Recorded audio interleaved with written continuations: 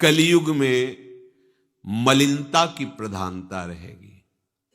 शरीर अपवित्र, शरीर को सजाने में प्रियता है, लेकिन पवित्रता क्या है यह ज्ञान नहीं है। शौचाचार की पवित्रता का बिल्कुल ज्ञान नहीं, बस सजाने की प्रियता है। बाहर से चिकना दिखना चाहिए, लेकिन वो पवित्र है कि नहीं उसको ज्ञान नहीं है। बिल्कुल पता ही नहीं शौचाचार का, पशुवत आचरण है।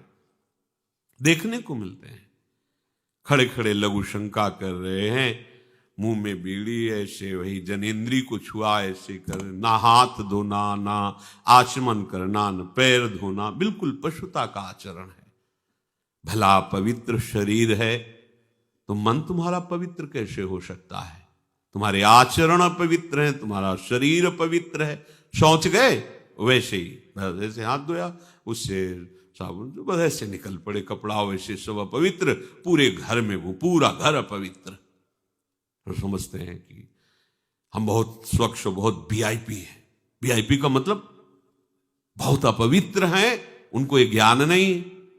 और एक रंग चढ़ा है नए समय में, जूता मोजा पहनकर भोजन पा रहे हैं।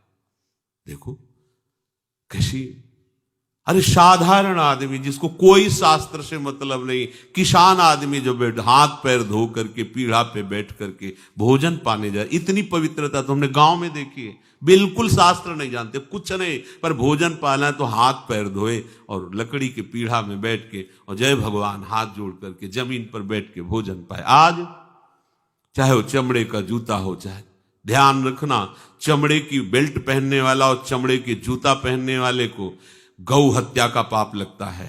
अगर वो इन पशुओं से जो चमड़े निकाल कर निर्माण किया जाता है, जूता बेल्ट आदि, ये जो गृहस्थी जन इनका प्रयोग करते हैं तो उसे गौ हत्या का दंड मिलता है, क्योंकि आप पहनते हैं, उसमें आप सहयोगी हुए, आप उसको प्रोत्साहन बढ़ा रहे हैं गौ हत्या का। ये अब वही सब पहने, वही सोच में कपड़े पहने हैं, वही भोजन में कपड़े पहने हैं, साधना होगी, पवित्रता ही नहीं जानते हैं। लघु शंका करने के बाद यदि आपने जनेन्द्री का प्रक्षालन नहीं किया, हाथ नहीं धोया, चरण नहीं धोए, आचमन नहीं किया, तो आप तो अपवित्र हैं। अरे लघु शंका की क्या है, शौच होने के बाद नहीं से विचार बिल्कुल शून्य हो गया है, बस शरीर आराम, पशु की तरह शरीर आराम। क्या शरीर आराम रहेगा? जब तुम्हारा शरीर अपवित्र है तो आचरण अपवित्र होंगे, तो पाप बनेगा, पाप से तुम्हें शरीर को दुख भोगना पड़ेगा। बिल्कुल समझ खत्म होती चली जा रही। कल केवल मल मूल मलिना, ये नाना प्रकार के पापाचरणों की जो हमारी प्रवृत्ति बढ़ती जा रही है, उसका कारण है खान पान अपवित्र, शरीर अपवित्र। हमने देखा है, वो आपको मजाक सा लगेगा, भोजन पाने के समय घर के जितने भी वयस्क जन होते थे, जब कच्चा भोजन पाया जाता था तो ऊपर के वस्त्र उतार देते थे, एक धोती नीचे पहने हुए ऐसे पाते देखा।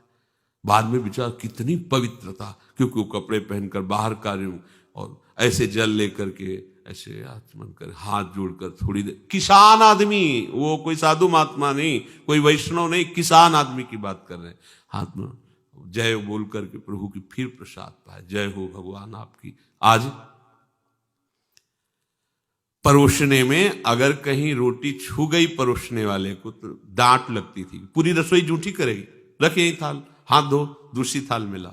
आज उसी से अमुक ले रहा है, उसी से अमुक ले रहा है, उसी से अमुक ले रहा है। वो शराब पीने वाला है, मांस खाने वाला है, गंदे आचरण, उसी से आप ले रहे हैं। बोले वो तो समाज में चलता है, समाज में तो समाज को लेके चलना ही पड़ेगा।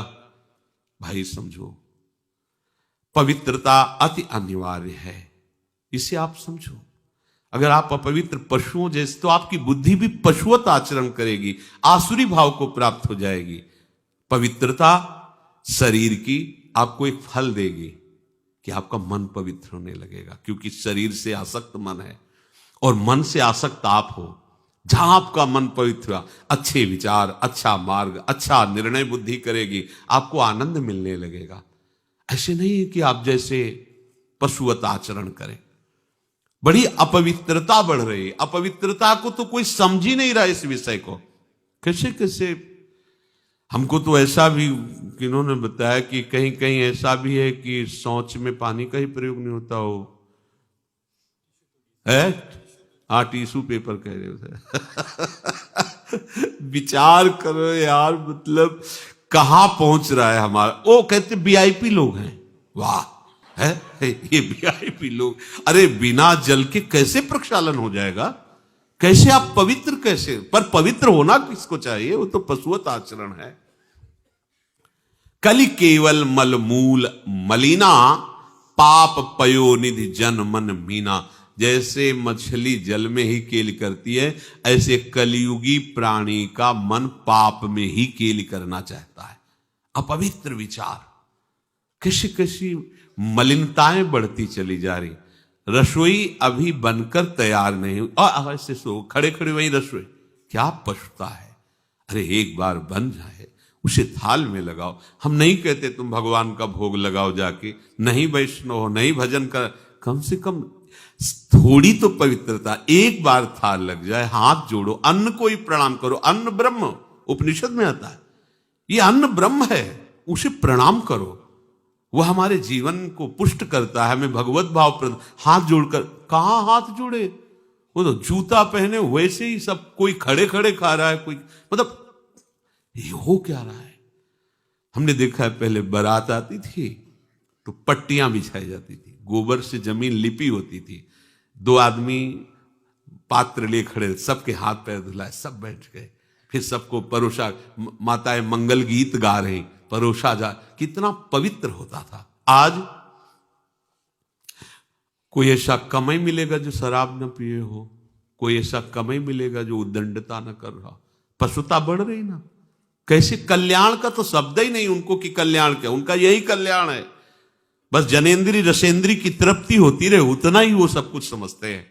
गोस्वामी जी कह रहे ये नाम कामतरु है, सब कामनाएं पूर्ण करने वाला है, और ये काल का भी काल है। देखो नाम अगर जिह्वा पे विराजमान है तो अपवित्र पवित्रो वा सर्वावस्थांगतोपि वह यह स्मरेत पुंडरीकाक्षम सवायाभ्यंतर शुचि। बाह्य और अभ्यंतर से पवित्र। पर यदि आपने सदाचार का पालन नहीं किया, शौचाचार का, तो नाम में रुचि होगी नहीं, ध्यान रखना। अगर कोई ऐसे नाम में रुचि, जब मनाया मुझ उठाया, जब मनाया, कैसी कैसी पशुता है, चिड़िया की तरह चुनते रहते हो। अरे एक बार, दो बार, तीन बार एक अपने भोजन का समय निश्चित करो, थोड़ा शांति से बैठकर भगवत भाव में आकर तब भोजन पाओ। वैसे ही आपका भाव बनेगा जैसा भोजन आपका है। पाते समय जिन भावों से आप युक्त हैं, लोग चिंतित रहते, परेशान रहते, क्यों? क्योंकि भोजन पाते समय परेशान थे, तो अब वो भोजन का जो रस है ना, वो केवल परेशानी पैदा करेगा। मान लो हमारी बात, ये निश्चित बात, भोजन के समय सारी चिंताओं को छोड़ो, आनंदमय होकर भोजन, प्रसाद में भगवत भाव से पाओ। वो भोजन ऐसी बुद्धि पैदा करेगा, आप आनंदित रहोगे।